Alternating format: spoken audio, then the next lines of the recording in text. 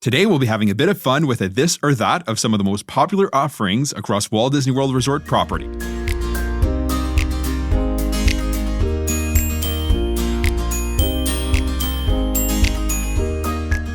Hello and welcome to the Let's Go to Disney podcast. I'm Oliver. And I'm Lucy. Today is Sunday, March 30th, and you're listening to episode 81, Walt Disney World, This or That. Before we get into today's main topic, here's what's going on in the parks right now. Disney dropped some major Hollywood Studios news earlier this week. The new show, Villains Unfairly Ever After, will officially open on May 27th.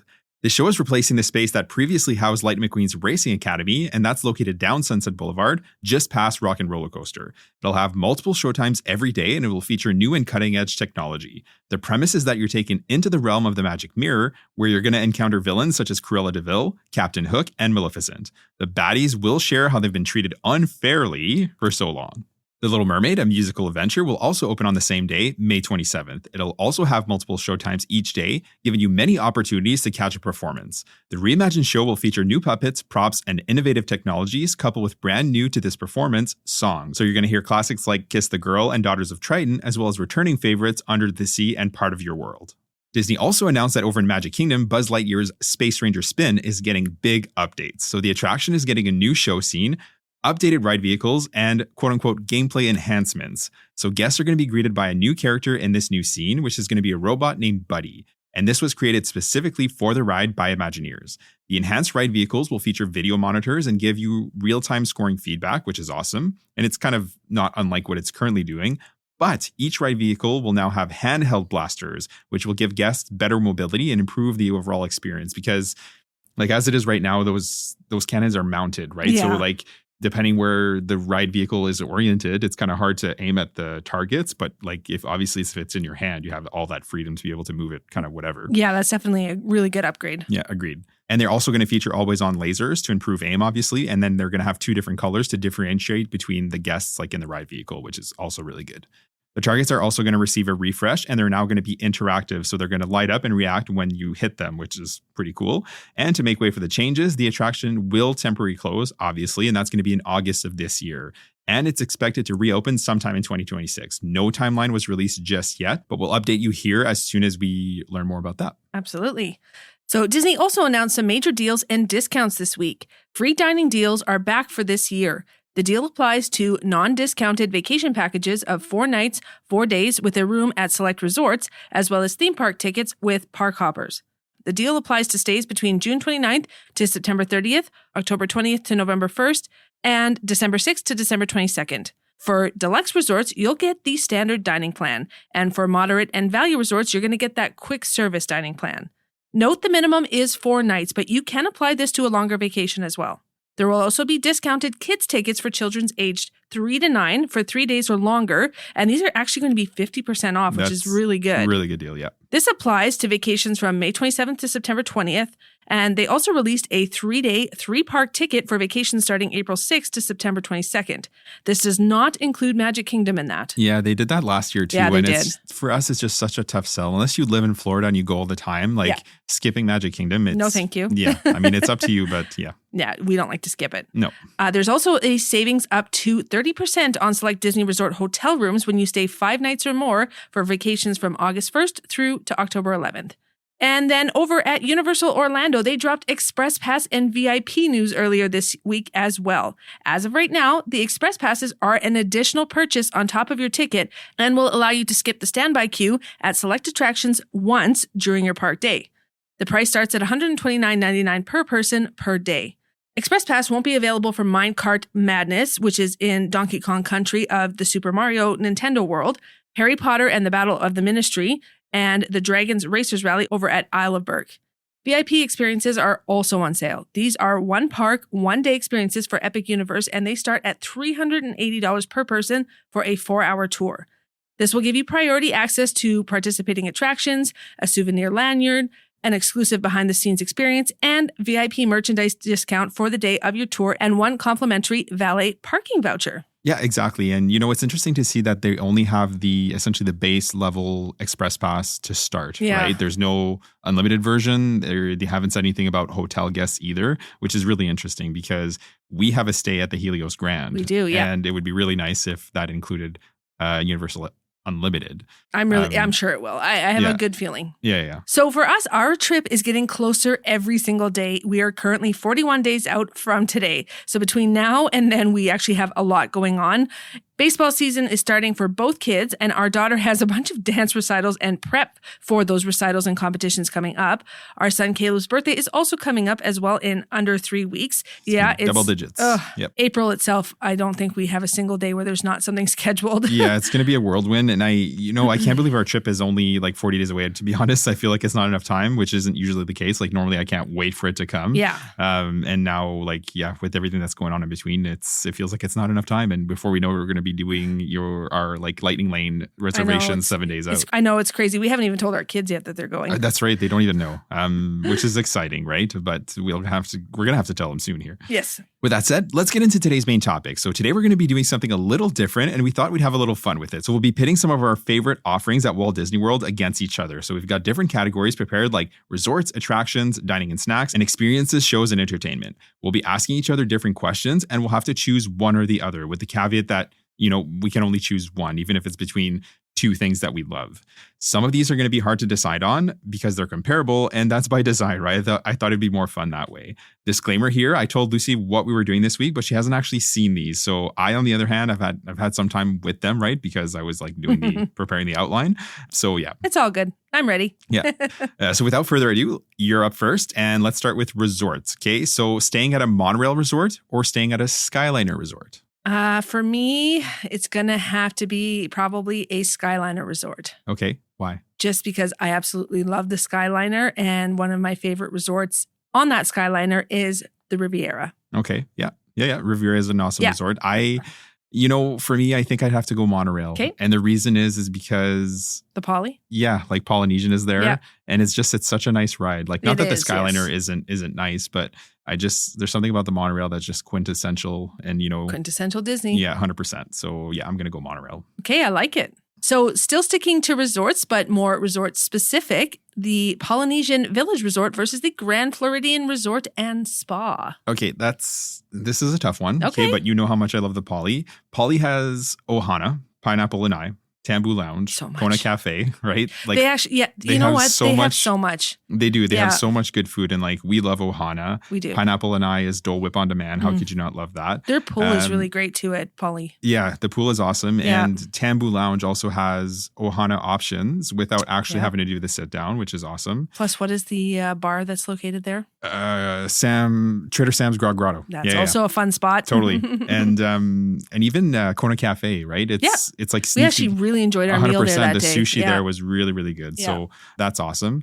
And not that Grand Flow doesn't have great dining, because it does. Like Narcoossee's, 1900 Park Fair. Like when we ate there with the kids, they loved it. I like a good buffet, and that was a good buffet. It was, yeah. And like the resort itself is beautiful. Agreed. It's very, very grand. Some people would call it stuffy, but I just find it it almost gives me like those London feels, like old time Mary Poppins it's era. Regal. Yeah. Perfect word. Yeah. Regal. Totally. And but Poly has my heart, and it's just the relaxed vibe there. Yep. I love it. So yeah, Poly. And that is exactly where I would go to. I like the Grand Flow. They got that big gingerbread house there during Christmas time. Right. Yeah, that's a big plus for them, but we've stayed at the Poly with the kids. They absolutely love it. That was also their first time ever being in Disney. So maybe it holds a special place for that reason too. It's got some sentimental value there too. Yeah, totally. All right. Next up, Wilderness Lodge versus Animal Kingdom Lodge. Ooh, it's tough. Love both of them. The Wilderness Lodge has beautiful lobbies and grounds. It also, for dining, has Geyser Point, Storybook Dining at Artist Point. Yep. Those are two absolute gems to eat at. The kids love Storybook Dining at Artist Point, and we do too. And Geyser they even Point, enjoyed Geyser Point, just being on the water, and it was just open air. I loved it. I love the open air restaurants like that. Me too. They're great. And then, of course, they have the boat transportation to and from Magic Kingdom, which is actually really fun. Like, our kids love getting on that boat. It is a fun way to travel. Absolutely. For sure. Yep. But then you move on over to the Animal Kingdom Lodge, and of course they have the Savannah Views, animal viewings at any time.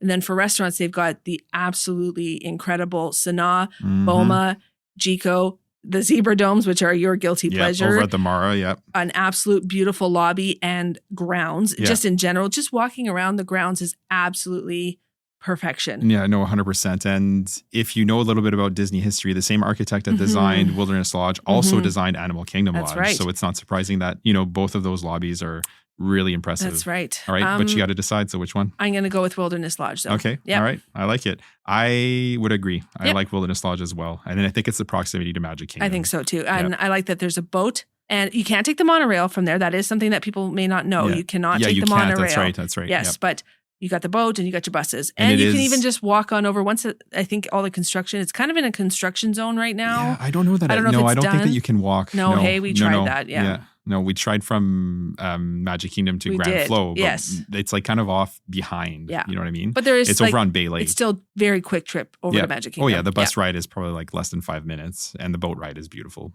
All right, still on resort themes. I'm going to go with Art of Animation versus Disney's Pop Century Resort. So I recently, in January, I stayed at both of these. You did. So Art of Animation, like the resort is vibrant. It's super colorful in there. And then the theming, right? So think Little Mermaid, Cars, Lion King, and Finding Nemo. Yes. They have the big blue pool. They do, which is the biggest resort pool out of all the resorts, right? Yes, it's the largest pool, exactly. So they've got that going for them. And then over at Pop Century, it recently got a refresh, right? So everything pop shopping and dining, it's like super crisp in there. Like I loved walking through there. It's very, very nice. The room layout, I prefer at Pop Century. Yep, you did say that. It just seems a little bit cleaner. It's a little bit more functional, with that pull down bed like that you see in the newer rooms. So I think for room layout, which is where you spend most of your time when you're at the resort, I would go with Pop Century. I think I would too. Yeah. Our kids are now kind of past the stage where Art of Animation is appealing. Not that they wouldn't have fun, but they love thrills of like the water slide and stuff like that, which Value Resorts do not have water slides. So that's always a good thing to know as well. If your kids are diehard water slide kids, just don't go to a Value. And it's, to be fair, like Art of Animation's pool is better than Pop Century's. Yes. But all in all, I think I would go with Pop Century too. Yeah, agreed. All right, next up, Caribbean Beach Resort versus Coronado Springs Resort. Well, I already know my answer. I don't even have to think about it. But Caribbean Beach Resort is on the Skyliner and it's actually the hub. So there's actually no need to transfer off of your Skyliner. That's a big plus for it. Yeah, absolutely. Yep. So you can also walk to the Riviera and their Skyliner station as well. It's a massive resort, very spread out, 7 bus stops for Magic Kingdom, Animal Kingdom, and Disney 7, Springs. Right, so that can be a lot too. And then the Fuentes del Morro pool is absolutely awesome. And we are staying there coming up here. And we're very excited about it. I think our kids are really going to like this resort. Yeah, agreed. Yeah. And then now talking about Coronado Springs, they only have bus transportation. There's no other way of getting to the parks or Disney Springs. They have absolutely unreal dining options. First and foremost, one of our favorite places in all of Walt Disney property, Three Bridges. Yep. Then they have Toledo, Maya Grill, Rick's Sports Bar and Grill, and the quick service there, which is actually huge. Yep. Serves up a good old Dole Whip. What's that one called? It's El Mercado de Coronado. That's and yes, right. that's right. You can get a Dole Whip there and a Dole Whip swirl with vanilla. Just a good old Dole Whip. Yeah, absolutely. Yeah. Or a crispy Coca-Cola. And, that's what Coronado has going for it is that it's the dining, right? It really is. And it's just a beautiful resort too. Yeah, but it's the Grand Casino Tower. Yeah. Oh, Grand Casino Tower. I forgot. Yeah, but totally. And there's just so many dining options there when you consider, Toledo, Dahlia Lounge, Barcelona Lounge. There's just so much in terms of dining. It feels like it should be deluxe for that reason alone. Yeah. It's also quite a large resort, but it only has 4 bus stops versus like the 7 that you'll find at Caribbean Beach Resort. Yeah. So it is spread out, but not quite as spread out. Absolutely. Yeah. And then the Lost City of Cibola, which is their large pyramid pool area, is absolutely great as well. Agreed. Hands down for me. It's hard for any resort to beat Coronado in my eyes. So Coronado. I'm with you. Coronado for sure. All right. Beach Club versus Boardwalk Inn. Beach Club. Yeah. And, okay, let me expand on that. So I agree with you, though. 100%. Stormalong Bay is the reason, right? So Stormalong Bay is by far the best pool area in all of Walt Disney World property. You have the massive shipwreck. You have this sand bottom pool, the lazy river. It's literally like a mini water park. It's just so, so good. And then you have Beaches and Cream, which we love. Top and notch. They have the walk-up window for ice cream there too. Yeah. So really, really good. And not that Boardwalk is bad, it's also on the boardwalk. So it's steps from Epcot's International Gateway entrance. Both of these places are. Beach Club is a little bit closer. And Boardwalk, it's just the theming is nice. And they've recently got a refresh as well. but Beach Club just edges it out with its offerings. Completely agree. Don't even have to say any more. All right, next up, Port Orleans French Quarter versus Port Orleans Riverside. So for me, I would probably go with French Quarter here. Okay. So the French Quarter has beautiful grounds along the water. It's a much smaller resort, more intimate, only one bus stop. And the pool area is named the Doubloon Lagoon. And it's just okay, but guests do have access to the Old Man Island, which you just have to travel to the Riverside Resort then to access that. Yeah, exactly. Plus, I think one of their biggest appeals to me is the beignets at Scat's Cat Club Cafe. Like, it's just amazing to have those right there on resort. Yeah, agreed. And it's not that Riverside, the resorts are similar. Obviously, their sister resorts are right next to each other. Riverside is a lot more spread out, right, between Magnolia Bend and Alligator Bayou.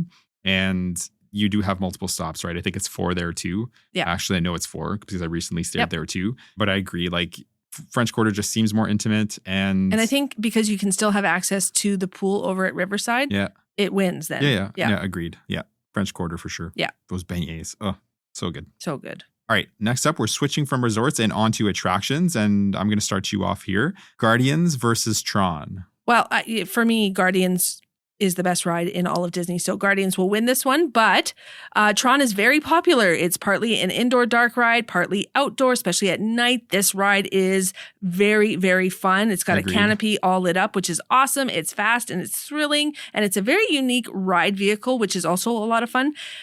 Its one downfall is that it's a very, very short ride. It's so like Seven Dwarfs Mine Train. It's so short. There's not much to the story in terms of like the queue and theming. It kind of feels cold in the queue. Yeah, that's true. It is true. Yeah. So the attraction in general just kind of feels like, sterile. Yeah, a little bit definitely when you compare it to other like Disney attractions. Yeah, exactly. Yeah. So then Guardians, of course, is an indoor dark ride, very unique ride vehicle that rotates on the track. It's longer, faster, and thrilling. Like, absolutely thrilling. Yeah. The story in the queue with all the pre-shows and the music on the vehicles is so much fun.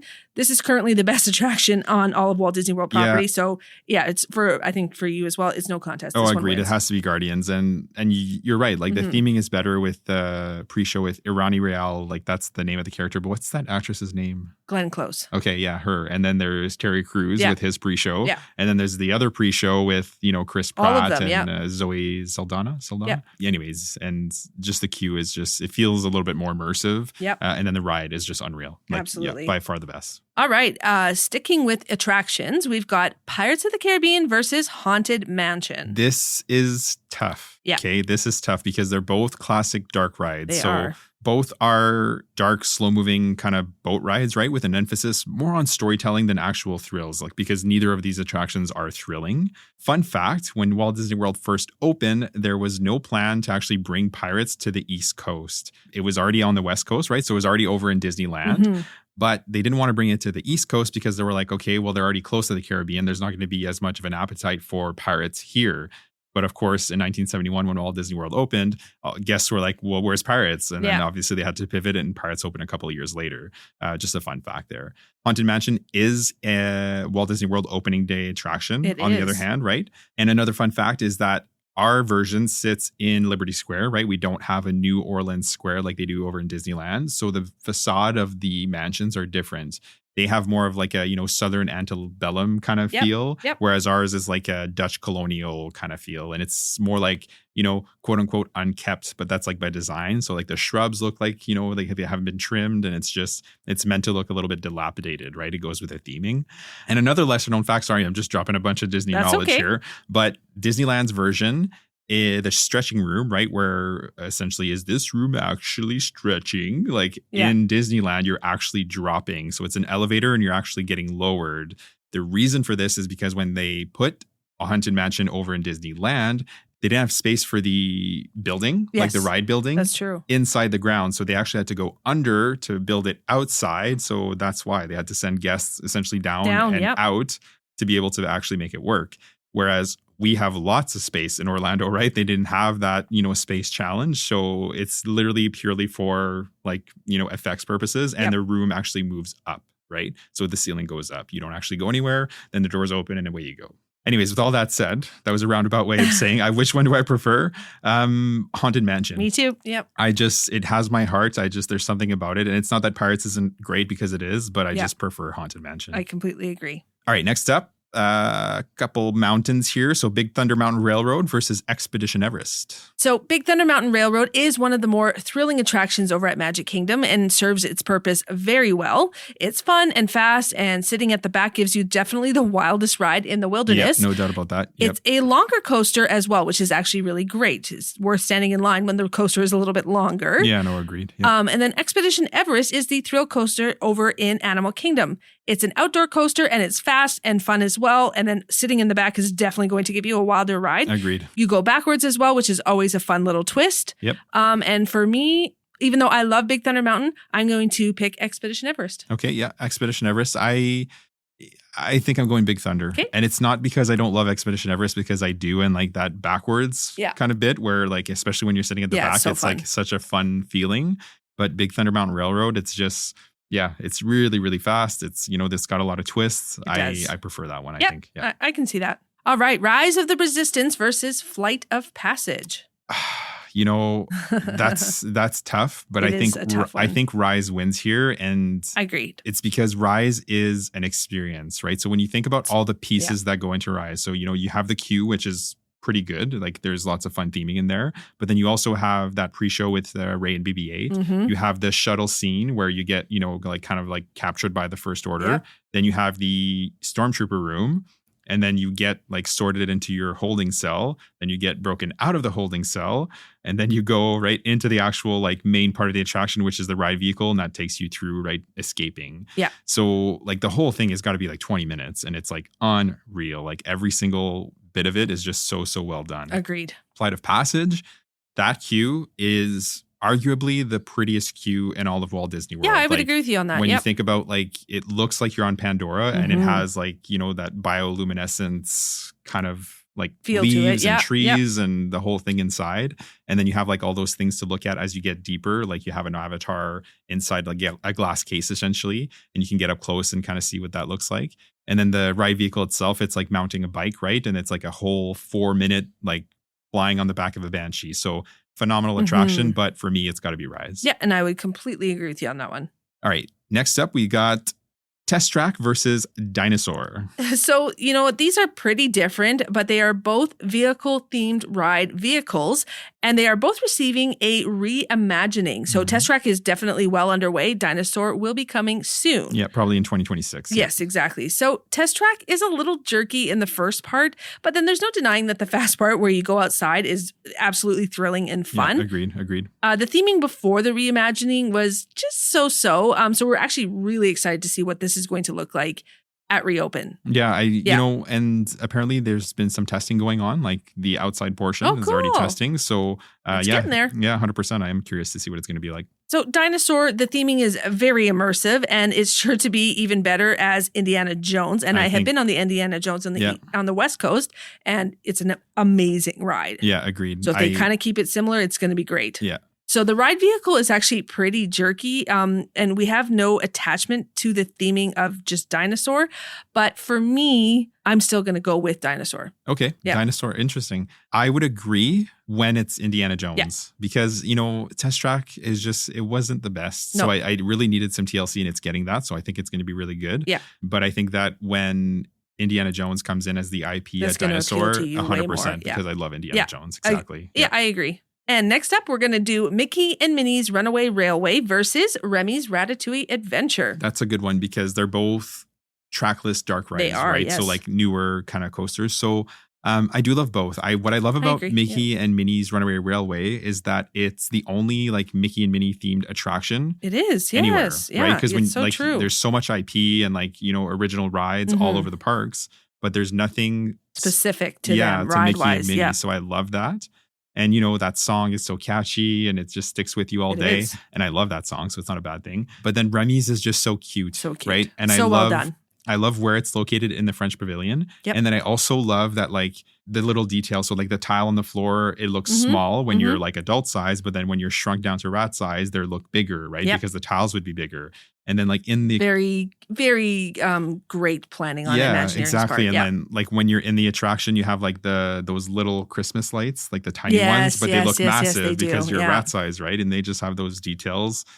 So for me, it's got to be Remy's. I just love the feel it gives you. I would actually completely agree with you. The ride, just in general, when you're on the ride, I just like the theming of it more than the Mickey's and Minnie's. Don't get me wrong. That one is super cute too. Like you said, the song, absolutely great. But yeah, Remy's wins on that one. Agreed. All right. Next up, Navi River Journey versus Frozen Ever After. So Frozen Ever After is a dark boat ride with set pieces and animatronics, and wonderful animatronics at that. And it's a bit of a thrill, and the inside is not as well themed as Navi River Journey, but still is well executed and very popular. There's always a good wait time on that one. Yeah, always. The IP is loved by many guests, as evidenced, like I said, by the long wait times. Kids, I mean, our daughter loves it. Yeah, absolutely. I've always been impressed with the animatronics on that ride. Yeah. But there's just something to be said about Navi River Journey. The theming, the overall, I just love the slow boat ride. Getting to actually, because you're going slower, you get to actually pay attention to all the like details and every stuff. portion of that ride is themed, right? There's like some dead zones in Frozen, but you don't have that. There is some dead zones. There's almost like, that's the one thing about Frozen. When you kind of shoot back at first, it's almost like you're seeing behind the scenes. Yeah, there's not a lot to look at. You're like, what's happening here? But not to knock it. I still love Frozen. No, it's still great. Agreed. But, and then when you get around the corner, Navi River Journey, and you see the big animatronic. Yeah. It wins hands down. So cool. It wins hands down for me. That's one of the best animatronic, probably the best, actually. The only thing that will probably top that is Walt Disney that's going up in Disneyland. Oh, I know. That's going to be a tearjerker. We have to go see that one. But yeah, I agree with you. Navi River Journey for me too. All right, next up, it's going to be Rock and Roller Coaster versus Space Mountain. Okay, good. That's a good one because me nauseous. Yeah, they're both like in the dark thrill coasters. And actually, Rock and Roller Coaster, a lesser known fact is that it's the only Walt Disney World coaster that has inversions. That's true. And it's in the dark, so you can't really tell, but you can certainly feel it. Oh yeah. For me, I think I'm gonna go. Oh, it's tough, but I think I'm gonna go Rock and Roller Coaster. And just because it's thrilling, but it feels less jerky. Like Space Mountain, even getting in those ride vehicles, it's so like you look deep awkward. set. Yeah, you could be the most fit person, and unless you're a tiny little human, you just look awkward. And like you're 100% right. And getting out of it is even worse. And it's so jerky. And like I don't know, maybe we're getting older, but yeah. Every time we come off of that.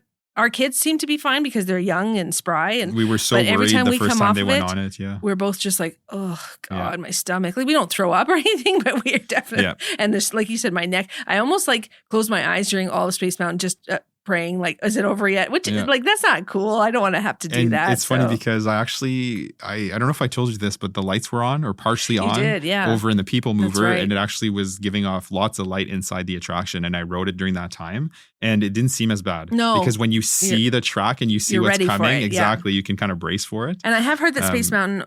And I can't remember because when I went to Disneyland, I was 15 years old, so I just can't really remember it.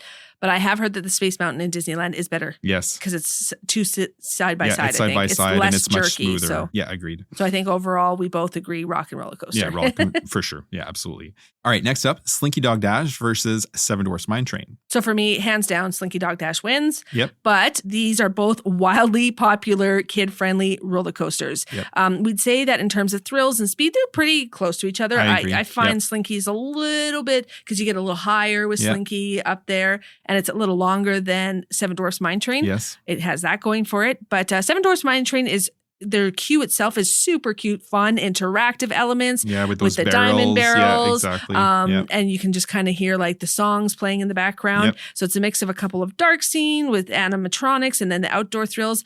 Very short, but there's that one scene where you're kind of climbing up to the top and you're in the mine with the Seven Dwarfs. I thought that part was excellent. Yep. I hope. Yeah. That one's great. It kind of gets you excited for the last drop. But like I said, it's very, very short. But a favorite amongst guests in Magic Kingdom. It's a big rope drop candidate. Yeah, absolutely. And we do it too. Absolutely. Yeah. Slinky Dog, also very cute. Queue theming throughout. The ride definitely feels longer. Like I said, we would say it's probably a little bit faster too. There's that part where it shoots you off there. And I don't know what those things are called, but it's like white fins. Mhm. You know what I'm thinking? You know what I'm talking about? They're Yep. like in the middle of the track. When it's like, hang on, and Yeah, you exactly. shoot off And I again. think that's what it makes gives you something. Exactly. It makes you go faster because you Absolutely. can see those at Velocicoaster over at Universal Yeah. and at Hagrid's. Yeah. And that's like when you hit those, it seems like you go Does faster. something, yeah. Yeah. So, like I said, these attractions, both heavy hitters, definitely popular. But for me, Slinky Dog. Yeah, agreed. And I Slinky think Dog. our kids would even say Slinky Dog. Yeah, on that one. 100%. Slinky Dog, 100%. Yeah. All right, next. This one's kind of funny because these are probably your two least favorite rides, just the fact that you get wet. But Kali River Rapids over in Yeah. Animal Kingdom versus I knew Tiana's that's what you were gonna Bayou say, yeah. Adventure. Okay, so Tiana's. Okay, and done. Yeah. yeah, and here's why, right? Because one, Kali River Rapids, I don't know what the theming is. It's like a I think it's like a kind of thing. Like I don't know. Either way, you board a raft, and like when you sit down in the raft, you're already wet because the seat's wet and that orange seat you belt is literally are wet. sitting in the puddle And as soon as you get there. you will get wet. Like you're either going to get Soaked. like pretty wet or completely soaked. And I don't like I have that. seen people where like depends on how the raft hits the bottom, the splash of water that It's comes just a up wave. is horrifying. It's just a wave that crashes over you. Yeah. It's like The a only shower. other ride I've seen other people get so wet on is the Dudley Do ride over at in Universal. Other than that, You basically go underwater. you might as well on that have one. you're having a full shower. Yeah. No, agreed. But yeah, no, it's yeah. So Yeah. And the theming, I don't have any ties to it. No, you know zero. what I mean? Like zero ties. We actually skip this ride for the most part. No, exactly. And unless it's a really hot day. yeah, if it's like the dead of And we summer could or like easily- May and it's yeah, 100 degrees, and but we could easily cool off. yeah, agreed. Whereas Tiana's The like theming. if you the new theming is amazing. I loved it as Splash Mountain. did, yeah, but I I do love Tiana, the theming there as well. I am not angry about this retheme. No, neither am I. But if you sit in rows 2, maybe, and then definitely 3 and 4, you're not going to get super wet. Like you might 4 get some, especially, you'll get a sprinkle. exactly, you'll get some splash, but it's not going to be anywhere near what Your you bum would get might on. be a little wet just from sitting on some mist, essentially, is what it is. Nowhere near what you're getting on Kali River Yeah. Rapids. So yeah, 100% Tiana's Bayou Adventure. Oh, honestly, the songs in that one, it's a long ride too. Yeah. I think that's what I love the most It about is, Tiana's. yeah. It is such a long It is a ride. long It's ride, just you're right. almost like peaceful. You're just sitting there and you're like, oh, this Yeah, is for lovely. the most part. And then the drop. Yeah. It wins for sure, hands down. Yeah. Okay. Next up, Jungle Cruise versus It's a Small World. Okay, well, both of these are classic boat rides, and there's versions of both of these on both coasts. Agreed. Yep. It's a Small World was essentially made for the 64-65 World Fair, and it was a massive hit for that time. It is a good ride. It's, I understand why it was a hit because back in the 60s, nobody had ever seen anything like that. No, so it was for like, sure. oh my gosh, this is it so was cool. innovative. Absolutely. The animatronics within that in the 60s would have been insane. And the music by And the the Sherman music, yeah, Brothers, like absolutely, to which have were it so like all talented. be Yep. like Different. from room to room Yep. to room, it's all like flowing nicely. Yeah. It Absolutely. was a hit at the time for sure. And then for Jungle Cruise, Walt had initially wanted real animals for the Jungle Cruise, but of course that was going to be problematic in the end. So that was how the animatronics were born. And it was initially an informative kind of attraction. It said that skippers had started adding humor to make the attraction more interesting for the guests. And he tried to sneak onto a boat to witness this, but of course the skipper recognized Walt right away because how do you not? And he followed the prescribed script, and so Walt didn't get the hilarious version of it. Yeah, and it's not everybody knows that story, but after that, he went up to that skipper and he was like, "Listen, I want you to do it the way you normally do it when I'm not there." Yeah. And so he went around again, and with the humor and the puns, and he loved it, and then it remained that way ever since. And it is great. If you get a good skipper, it makes the whole ride 100%. worth Yeah. it. Like Yeah. I have had some where I always laugh because I think that they're doing such a great job. So I want to give them the giggle that they Yeah. deserve. But not everybody feels that way. So No. sometimes the boat is silent and you're Yeah. like, this is awkward. But I've been on some boats where everybody's roaring because he or she is just hilarious. Yeah, so agreed. I'm going to give it to Jungle Cruise. Okay, fair. Yeah, I think I would as well. Yeah. Because of the humor and like you can get a different experience every time kind of thing. Yeah. So next up, we're going to stick with a Toy Story theme, and I'm going to do Toy Story Mania versus Buzz Lightyear Space Ranger Spin. Okay. I already know which one for me. Yeah, but No, you're not debating that. well, hear me out. Okay, so yeah, as of Toy Story Mania is so fun. I know, but just hear me out. So as of right now, you're right. As of right now, Toy Story Mania is better, and because it's more recent, much more recent, right? It's so fun. I don't know. So when you think about like the experience on Toy Story Mania, essentially you have the mounted cannon. It's a string, right? And then you're like essentially put in front of a bunch of different screens. That's and then what you're shooting and what you're aiming at changes every screen. That's so right. it is fun. Whereas Buzz Lightyear Space Ranger Spin, it's Still fun, yeah. right? But it's the lasers and it's a You button. can't really tell what you're hitting. And it is harder. But I think with this refresh, Okay, where I see you're where you're now going. going to have Yeah. a handheld Yeah. and you're going to have different colors and the feedback of which one you're hitting, it's going to make it much easier to know what you're hitting. Okay, I can see that. So I think that as of right now, like as of this recording, yes, Toy Story Mania. But I think that once it reopens, like with the refresh, it could be, it's going to give Toy Story Mania a run for its money, I think. I can see that for sure. But as of right now, definitely Toy Story Mania. Yeah, I would agree.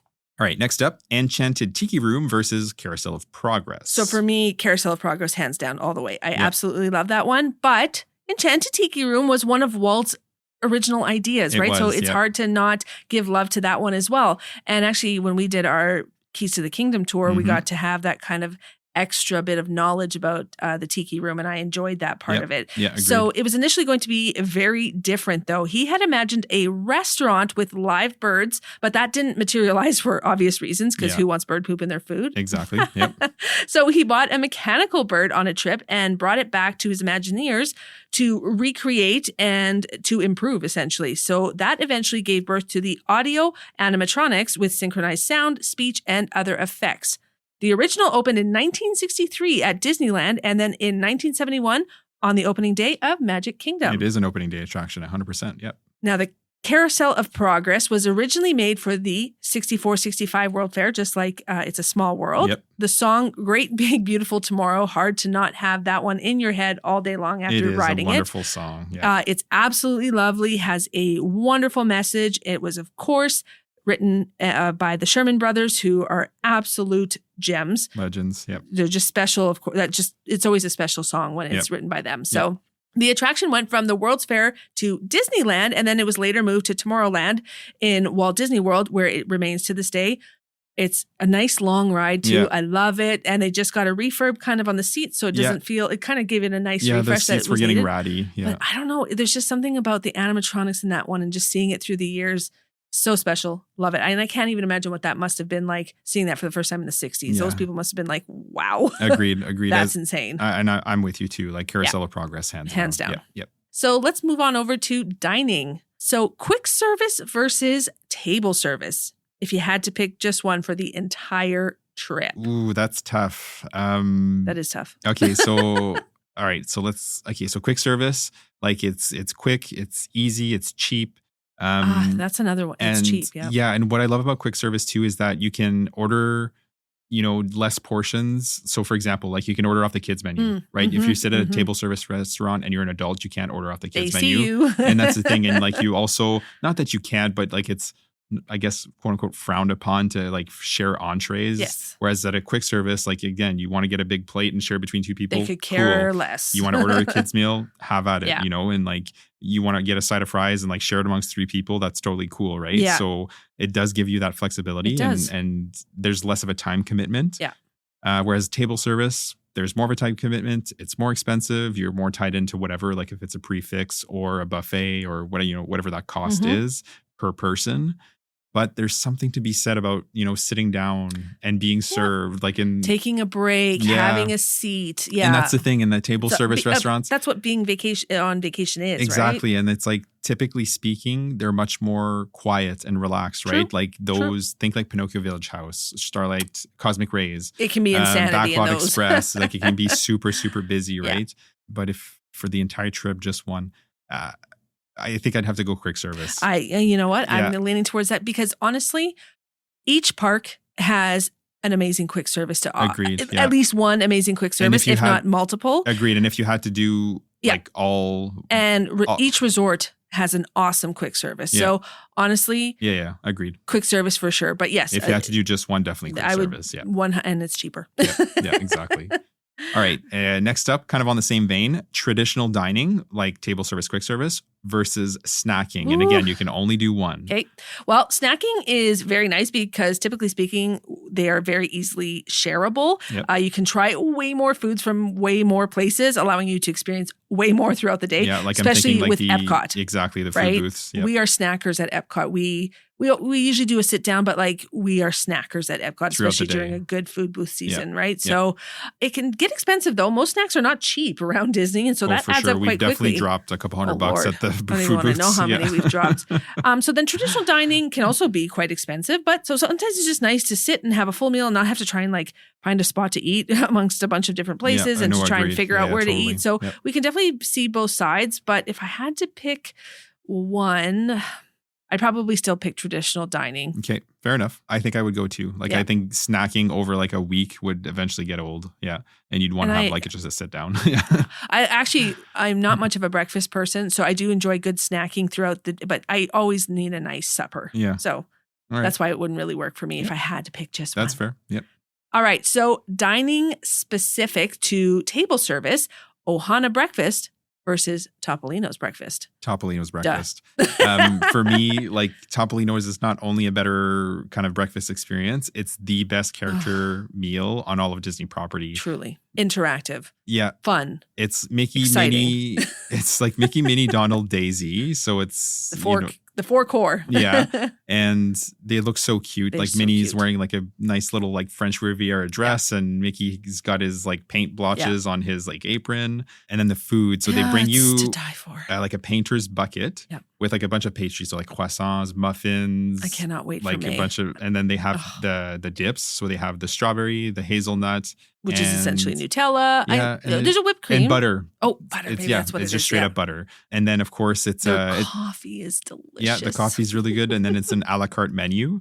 And I always get the wood fired steak and eggs, and it's so Me too. good. That's my. I've had the caramelized apple. I do believe it was waffle. Oh, it was like a sour cream one. Sour cream. Yes, that's what it was. But yeah. I have now branched over to the steak and eggs as Yeah. well because it's absolutely insane. So good. But honestly, like the last time we were there with the kids, we got free pog juice. Yep. We got a free waffle, like Yep. with the caramel, the sour apple one, basically the one that I had The sour as cream one? Yeah.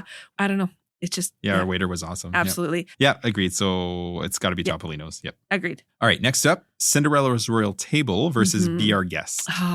You know, we've only been to Be Our Guest once, and I would like to go back again with the kids because we haven't been there with them yet. Yep. And Beauty and the Beast is my favorite all-time Disney movie. So Yep. for me, that holds a special place in my heart. But Belle is not there, and that is a big disappointment. Yeah, and and the Beast just kind of wanders. Like he's It's- there, you see him, you're like, great. Exactly. It's not like a character traditional meal, right? He doesn't come and meet and greet at each table. Whereas, yeah. of course, at Cinderella's Royal Table, you get to meet 5 princesses. Yep. It's a classic character meal, and they will eventually come and visit your table. I promise they Yep. will show up. And if they Whoever's don't like keeping your- track of it is very Exactly. impressive, but Yeah. your waiter's also kind of keeping track They of it. They're are. like, who's And not they'll been ask here you, yet? like, did everyone come visit? And like, yep, everybody Exactly. did. Right? So the only princess that's not going to come to your table is Cinderella because you do get to have a personal little meet and greet with her in the lobby. That's right. And usually yeah. there's sometimes where you're having to wait. So then that's a good way for your kid to kill Yeah, time. She can and- your kids can either just stare at Cinderella or get to meet her. We've had it both ways. Yep. We've done it on the way up and on the way down. Yeah, because so, there was yeah. one time they were a bit behind, and that's totally fine. Yep.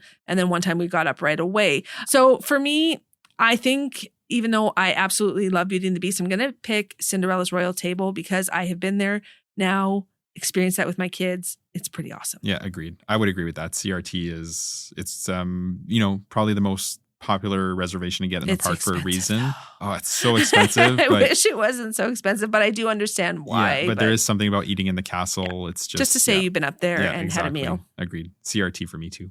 All right. So Skipper's Canteen versus Tony's Town Square. This is tough because if you'd asked me that like 4 or 5 years ago, I Mhm. would say Skipper Canteen, Yeah. like without hesitating. Yeah. But Tony's Town Square has really upped its game in It recent years. has. It has like that appetizer now with like the bread and the sauce on top. And Yeah. it's, I've seen a lot of Italian, it's like an Italian menu, right? So it's got like lots of pasta. So it's accessible for a lot of people. Skipper Canteen, like I think the theming is better. Agreed. It's themed to like the Jungle Cruise, right? And your wait staff or the cast members, right? They're skippers, They're right? telling you jokes. So they're they have making punny fun, yeah. humor, right? Like I'm bringing you Yeah. swamp water, right? Yeah. Or whatever the thing is, like, and have really, really good options there. I like the taste like chicken because it is. Yeah. I love that meal. So I'm going Skipper Canteen. Yeah. Awesome. Yeah. I think I'm going to go Skipper Canteen too. I am excited to eat at Tony's Town Square coming up in May here with the kids. Yep. But yeah, Skipper, I enjoyed that one. Yep. All right. Next up, Sci-Fi Dine-In versus 50s Primetime Cafe. I choose Sci-Fi Diner. Yep. Hands down. Yep. So Sci-Fi Dine-In is exactly what it sounds like. It's made to look like a drive-in theater. It's quiet, cool, and dark, and it's the perfect break to a hot day. You heard us say this before. Nothing beats a burger, fry, and a crispy Coca-Cola. Yeah, no, 100%. And the booths are fun because they're shaped like cars. They're so fun. And you sit front to back in like 2x2, and which is fine, but it's just fun theming. And honestly, you don't even know what movie's playing, but you're just kind of getting in the zone where it's nice and cool and air conditioned. You watch it, and you're just like, sure, why not? Yeah, totally. Absolutely. Whereas the 50s Primetime Cafe has home cooking feels when it comes to their menu and from the cast members as well. Yes. They'll treat you like your family, and they'll make sure you're not putting your elbows on the table. And to finish all of your vegetables, you're going to hear about it if you don't. You will hear about it. I think is also a very fun way. But if you're not in the mood to be chatty, that's the thing. Or like that's not the right place for you. If you're more like introverted and you're like, oh, what are you doing? Yeah. Some people won't like that. Yeah. So, and if you are more that way, then definitely Sci-Fi Dining. Your waiter's not going to bug you. They literally will take your order and then leave you alone type of thing. And so, but I'm going to parking violation at the end. Yeah. I'm going to pick Sci-Fi every time. Agreed. Me too. Yeah. All right. So Roundup Rodeo Barbecue versus Hollywood and Vine. I'm going to go Roundup Rodeo Barbecue. Yeah. And the reason being is because of the theming. Yep. So Hollywood and Vine is a buffet and it's a character meal, right? So, and it's different for breakfast. For breakfast, it's like Disney Junior. So like Vampirina, Doc McStuffins, and what's her Fancy Nancy? Whereas for dinner, it's Mickey, Minnie, Pluto, and Goofy. Yes, which are great. No, obviously it's great, but and the menu is buffet, and it's just generic food. It's not like 1900 Park Fare buffet. Exactly. Yeah. It's lacking a little bit. Whereas Woody's Roundup Barbecue, it's like family style, and it's barbecue, right? So they have a bunch of different meats, and then really good sides. The desserts are cute as well. Agreed. So, and the theming in there is just fun. Like for example, when Andy comes around, like you'll hear his voice kind of like on a loudspeaker, and then everybody stops, right? Like everybody that's sitting down and all the wait staff, everybody stops. It's so impressive in there. Like honestly, just to walk through, I wish people could just walk through there, even if you didn't want to eat there, just to see what they have done inside of there. It's quite impressive. Yeah. I will say though that Hollywood and Vine is a wonderful spot. If you don't have the budget for a character meal, that's a great one to go to. Yeah, because it's a lot cheaper. It is still expensive, but it's less expensive than some other character meals. Like if you could still afford to have a little splurge, but not quite like Cinderella's Royal Table or even Topolino's. Oh, and that's, I don't know if we mentioned this, but we were considering doing Cinderella's Royal Table, sorry. And when we made our reservation. We didn't do it. So when you make your reservation, you actually pay for it in advance. And with the exchange rate, it was like $497. Gross. So like I texted Lucy and I was like, we've eaten there twice in the last 2 trips. Can we just try something else? Like, it's just so steep. And I was very okay with that. Yeah. We have eaten there twice. And so we actually switched to Tony's Town Square. Yeah, exactly. Anyway, so long story short, Roundup Rodeo Barbecue. Yep. All right. For you, we're going Nomad Lounge versus Baseline Tap House.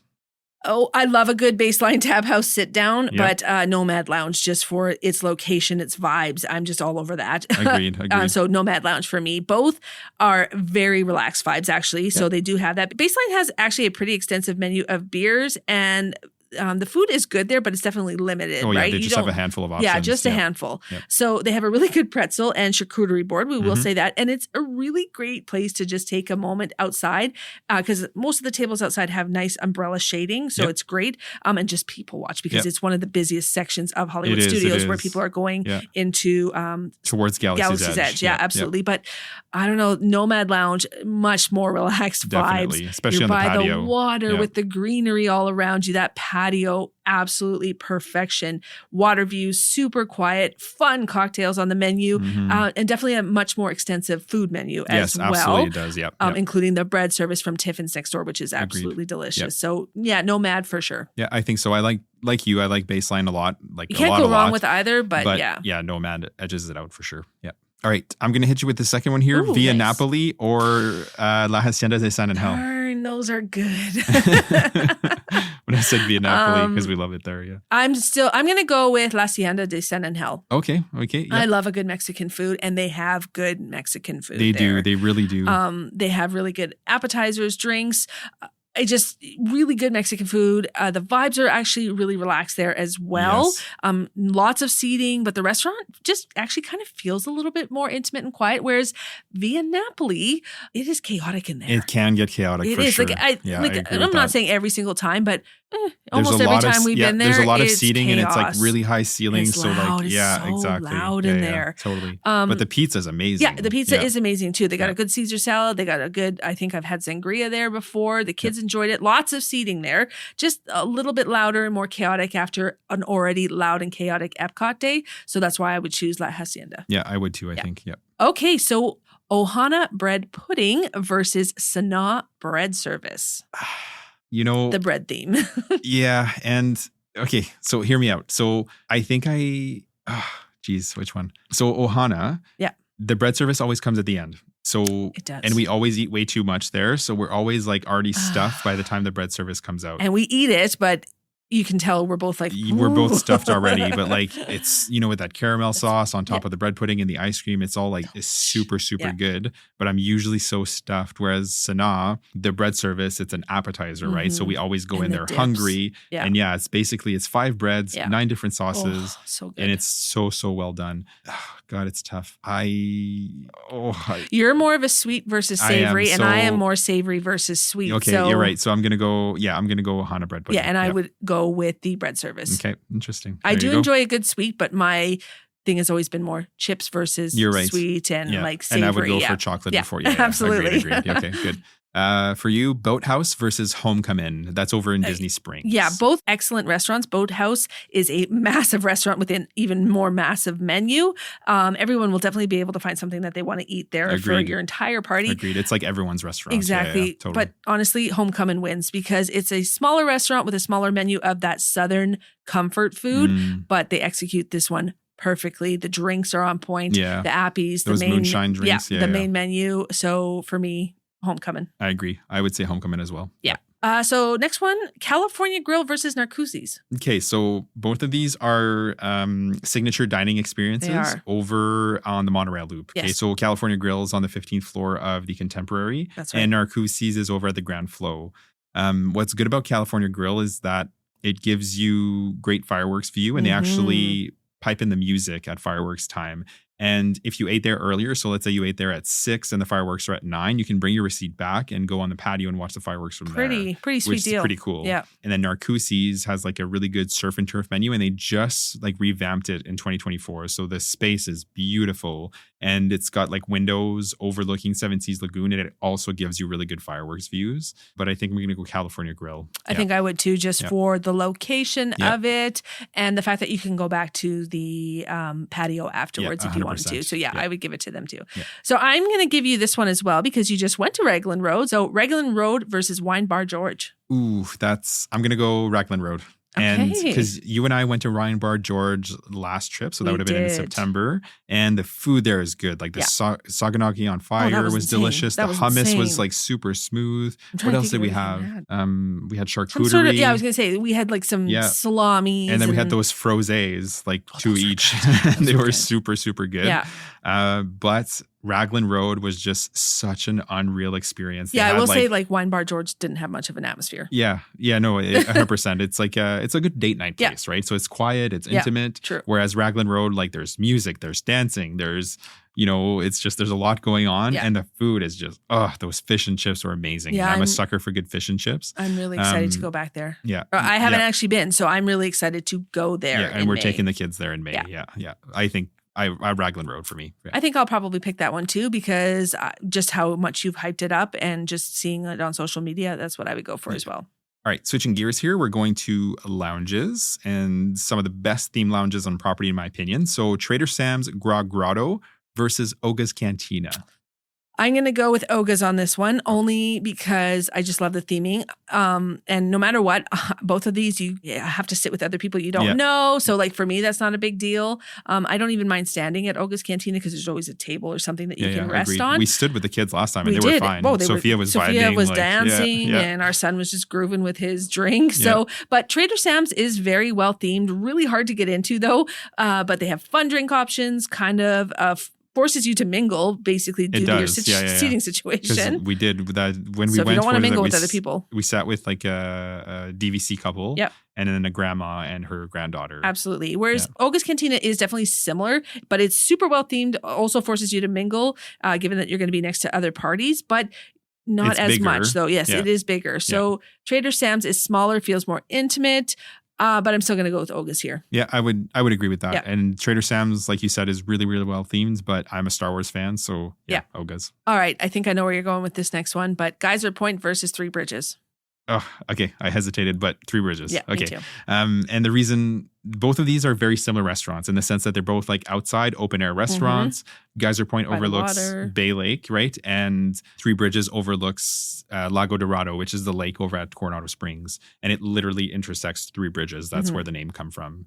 Geyser Point has like that bison burger that I love. It has a couple drinks that we really like. And the kids really liked it there too. But Three Bridges, the sangria flight is amazing. They have some really, really good food. That Oaxaca cheese dip. Yeah. Chicken wings there are really good. Yeah, for sure. Three Bridges. Yeah. I would agree with 100%. I would choose Three Bridges every time. All right, switching gears again, we're going quick service. And over at Animal Kingdom, Setuli Canteen versus Flame Tree Barbecue. I'm going to go with Setuli Canteen on this one. They have the hugely popular cheeseburger pods and protein bowls. Our kids absolutely love the quesadilla there. Yep. It's just the perfect quick service. I really enjoy it. So I'm definitely going to go with that. Flame Tree Barbecue has a lot of good offerings as well. Barbecue options such as pulled pork mac and cheese, which is very popular. Both are huge and have lots of seating. But Setuli is an indoor seating, which sometimes is nice, seating, like if the weather's bad or it's just really or hot. Yeah, so I'm going to give it to that one. Yeah, Setuli Canteen, they do more things, I think. Yeah, I would agree more with that. Options, I would go with Setuli Canteen as well. Yeah. Connections Eatery versus Sunshine Seasons.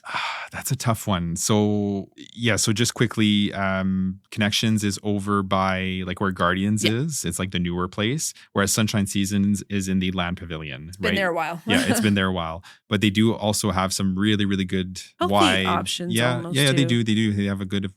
That's tough. They're very similar. I'm going to go Connections, I think. Interesting. I'm going to go with Sunshine Seasons only because I think that burger that I had there once made my tummy hurt.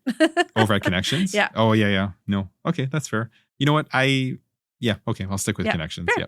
All right, next up, two heavy hitters here at Epcot, Les Halles Boulangerie and Patisserie and Caramel Couche. I'm going to go with Les Halles just because it has everything you could ever imagine for French pastries. It's absolutely delicious. There's probably nothing that you can get there that's bad. They have good coffee.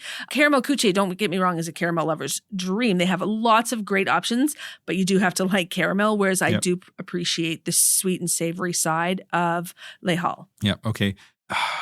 I think I'm going Caramel Couche. Yeah, I figured you would. And it's because that caramel popcorn is a must for me, like every single trip. Yeah.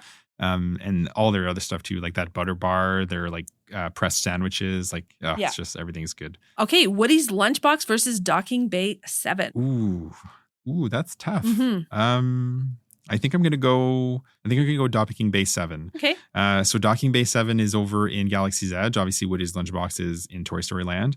It's not that Woody's is bad because it has like lots of popular options. I think those lunchbox tarts are hugely popular. They have like just, like standard grilled cheese that they execute really well. Yeah, good for families. But Docking Bay 7 has more options and like the names are kind of like Star Wars-y, but the food is just like, they have mac and cheese, they have chicken tenders, they have like standard food. They just call it something fun.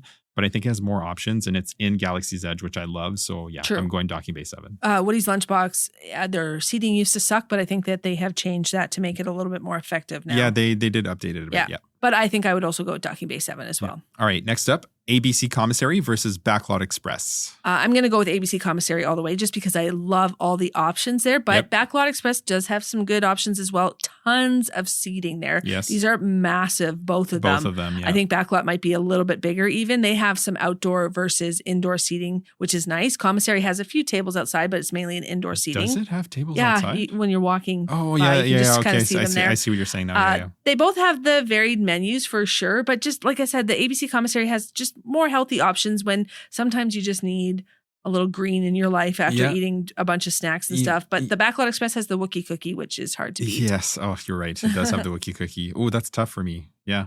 I would agree with you though. Yeah. ABC Commissary has like a lot of options. And then you can just grab a Wookiee cookie if you want it. Exactly. Okay, next up, Sleepy Hollow versus Gaston's Tavern. Okay, so it's either the warm cinnamon roll or the fresh fruit Nutella waffle, which is like a straight up waffle now, not a sandwich anymore because they changed it. And that right there should be your decision maker. I think I'm going to go warm cinnamon roll because it's Old Faithful and it's always good. Yeah, absolutely. I couldn't agree more. All right. Columbia Harbor House or Pecos Bill Tall Tale Inn and Cafe? Oh, interesting. I'm going to go with Columbia Harbor House on this one. Their menu is excellent. They have lots of seafood options, shrimp, fish, but they also have the standard options with hush puppies, chicken tenders. Just, I really like it there. It's a good indoor seating too. Pecos Bill is a Tex-Mex menu, which is great too. And we ate there during, was it Mickey's Not So Scary Halloween party? Yes, we did. Yeah. And it's a good option too, but I'm just going to go with Columbia Harbor House. Yeah, that's fair. I think I would choose that as well. I do like that they have like, grilled shrimp and like salmon. And something different. Exactly. Yeah. So Pinocchio Village House versus Cosmic Ray's Starlight Cafe. Pinocchio Village House. There's not even... and a lot of people give Pinocchio Village House a bad rap. And it doesn't do anything super well, right? Like I know a lot of people don't like those flatbreads, but we've had a couple of them and enjoyed them. And We've even shared a chicken tender meal and maybe we were so hungry, but it was so delicious. Yeah. And I do like that it gives you like an indoor view of It's a Small World. Yeah, that's true. And it does have that second story seating, which is really nice as well. Cosmic Rays, like I would never stop there for anything other than to have a quick look at Sunny Eclipse and use their bathroom. Use the bathroom, grab a nice water. But yeah, I would pick Pinocchio Village House for sure. Yeah, absolutely. All right. Now we're going to get into snacks and it's going to be a little bit quicker now. And it's just, we'll just comparing snacks. So we'll start with you. Mickey Pretzel versus a Mickey ice cream bar. I would go with ice cream bar. Yeah, I would go sweet before savory as well. Normally I would not, but for that one I would. Yep. Nutella waffle with berries versus the warm cinnamon roll. We kind of talked about it already, but yeah, warm cinnamon roll. Both of us. Yeah, absolutely. Cheeseburger and pizza spring rolls from the spring roll cart over near Adventureland or corn dog nuggets from Casey's Corner. Spring rolls. All the way. Yeah, agreed. Yeah. Spring rolls for me too. Tiana's Beignets over at Magic Kingdom versus beignets from Scat Cat's Club Cafe. The French Corner ones. Yes. Yeah, Scat Cat's Club. They're pillowy. They're like doughy. Not in a bad way. They're just, they're better. I would agree in every way. Yeah. Okay, the carrot cake whoopie pie from Charlie Carr Cafe in Hollywood Studios versus the Wookie cookie. Wookie cookie. Oh, interesting. I'm going carrot cake on that one. Okay. Yeah, there you totally. go. The Num Num cookie, that is a thick chocolate chunk cookie versus... Over at the market. That's right. Yep. Versus the Lunchbox Tart. Num Num cookie. Me too. Yeah, the Lunchbox Tarts is essentially a big Pop-Tart. It's just okay. Yeah. All right, the breakfast Ronto wrap versus the regular Ronto wrap. So just so you guys know, both are served with sausage, but the breakfast also has egg versus its coleslaw on like the lunch version. I'm totally going with the breakfast Ronto wrap, but I have heard for non-breakfast that the veggie Ronto wrap is really good. I have heard the same thing. We've not tried the veggie version. No, I haven't. But I would go breakfast over the regular. I would too. Yeah, agreed. Caramel. This one's funny. Caramel popcorn from Caramel Cucce versus Katsaka's Kettle Outpost Mix. You know, it's funny because my sister, she loves Katsaka's Kettle Outpost Mix. Yeah. And it's again, just okay. I will choose sweet over savory, so I'm going caramel popcorn. Yeah, 100%. I would choose that one too, I think. Pretzel bread pudding, that's over at Summerfest at Epcot versus the croque glacé, which is at l'Artisan des Glaces, which is like the pressed ice cream inside the brioche. I would choose the pretzel bread pudding. Interesting. I would go croque glacé. I figured. Yeah. Pongu Lumpia at Pongu Pongu, right near the Satuli Canteen versus Nomad Lounge's Churros. Okay, that's a interesting one because the Pongu Lumpia, it's essentially like it's a sweet spring roll, right? So like, if you think of the ones over in Adventureland, it's like, cheeseburger or pizza. This one, it's like a cream cheese kind of filling. We tried it and we did not like it. So yeah, 100% the churros at Nomad Lounge. Yep. I'm just going to put it out there. It was gross. Yeah, it was not the best. All right. The baked mac and cheese with pulled pork from Flame Tree Barbecue versus the cheeseburger pods at the Thule Canteen. I'm going to go with cheeseburger pods. Okay. I'm going the baked mac and cheese. Nice. Yep. Gideon's Cookie versus Summer House on the Lake Cookie. Gideon's Cookie. Ugh. I know you're not a big fan of them, but I just love them. I'm going with Summer House on the Lake Cookie because it's not as much cookie. Yeah, that's fair. I can take one bite of Gideon's and then I'm done. I can't finish one in one sitting, but I can finish one over several days. Yeah. And they're so good. All right. Next up, experiences, shows, and entertainment, and a couple of other little miscellaneous items in here. But we're going to start with Mickey's Very Merry Christmas Party at Magic Kingdom versus Jollywood Nights at Hollywood Studios. Mickey's Very Merry Christmas Party, 100%. It's got the best parade, best fireworks, great stage shows, free cookies. Magic Kingdom is absolutely beautiful at Christmas, hands down. Yep. Yeah, I would agree with that. Yeah. I would say Mickey's Very Merry Christmas Party too. And like, not to say that Jollywood Nights is not a good time. Like the Nightmare Before Christmas show that's was true. really good. And the Holidays in Hollywood, I think it was called, over at the Bells Theater. But yeah, I would agree. Mickey's Very Merry Christmas Party. Yeah. Keys to the Kingdom versus Wild Africa Trek. Keys to the Kingdom. Yeah, me too. Yeah. And it's just because it's more of like a Disney. Well, I mean, they're both Disney, but you know what I mean? Like, it's a tour of the Magic Kingdom, and you go down in the utilidors and you get all the history of like the windows. Yeah, Keys to the Kingdom for sure. Yeah. Agreed. Festival of the Lion King, that's the show at Animal Kingdom, versus the Finding Nemo, Big Blue and Beyond. Both great. Lion King has my heart though. Yeah, 100%. It's like Broadway level entertainment. Yeah, super good. And again, Finding Nemo is super good. Yep, but it is. Lion King is just a little bit better. Yeah. Frozen Sing-Along versus Indiana Jones Epic Stunt Spectacular. You know, we've talked about it. I love Indiana Jones, but that Frozen show is just so good. They have funny. Like funny parent humor in it. Yeah. But yeah, I think I'm going to go Indiana Jones Epic Stunt Spectacular. I would too, yeah, just for what you are watching. Yeah. And but Frozen is right behind that. It's so well done. Like the flames and the shooting. It's just, it's really, really cool. Yeah. Early entry versus extended evening hours. Early entry because even if we were to stay for extended evening hours, we would have already been there for early entry. So yeah, you're right. We never not rope drop. We are early morning people. We're just used to it. So early morning. It can seem counterintuitive. And I know some people are going to be like, what are you talking about? But yes, we always do early entry. So I would go early entry too. Yep. Fantasmic versus Happily Ever After. Ooh, that's tough. Oh, I know where I'm going. Well, Fantasmic, because Fantasmic is such a good show, and the music, you know, dun, dun, dun, dun, dun, dun, dun, dun, dun. And then, you know, the story of Mickey's imagination and just like the water features. Yeah. But Happily Ever After at Magic Kingdom, like that's hard to beat with the music and the feels. I'm going Happily Ever After. And I'm going to go with Fantasmic. Oh, interesting. It's not where I thought you would go. Okay, good. Monorail versus Skyliner. Just the transportation method. Skyliner. Okay, interesting. I'm still going Monorail. Yeah, I knew you would. Yeah. Virtual queue versus standby. Virtual queue. Yeah, same. And I know a lot of people hate it, but it's just, you know, we've never not been able to join it. We've had great success doing it. Same. And then you just go back. Yep. Yeah. And lastly, the very last one, and this applies to you because I don't own mini ears. So mini ears versus Spirit jerseys. I love my mini ears. So many ears. I don't have mini ears, and I do have a Spirit jersey now, so I'm going to go Spirit jerseys. There you go. All right. Well, that was a lot of fun. Yes, that was a good one. I did enjoy that. So, of course, you know, we love talking about Disney, and you guys know that, obviously. And a lot of the things we talked about today, like we would never not do both. You know what I mean? Like absolutely. This is just, it was just for fun. Like we would like, obviously, like, you know, table service, quick service, we're doing it all. We're doing it all. Like it's not a thing of ever doing one or the other. With that said, thank you for joining us today to talk all things Disney. If you haven't already, make sure to subscribe to the podcast so you don't miss any future episodes. And as always, if you could leave us a rating and review, it would be greatly appreciated. If you choose to do so, you can leave it right on Apple Podcasts. And for Spotify, you can leave a rating. You can also find us on Instagram and TikTok at letsgo.to-disney, as well as on our Facebook page, Let's Go to Disney. We share some helpful reels here as well as some fun ones. The link tree in the show notes will take you to all of our socials. Have a great day, and we'll see you real soon.